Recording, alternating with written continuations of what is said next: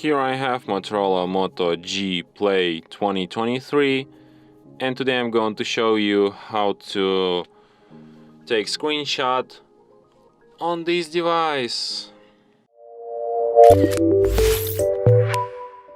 So to take screenshot, all I need to do is to just press combination of keys, power key plus volume down at the same time like this, and screenshot will be taken. So let me show you once again. Power key, volume down. So easily. And one last time, volume down plus power key. And we take this screenshot. You can find your screenshots in gallery in the screenshots section. And here they are. And from here you can share, edit, search with blends, delete your screenshot, and also perform other actions from this list.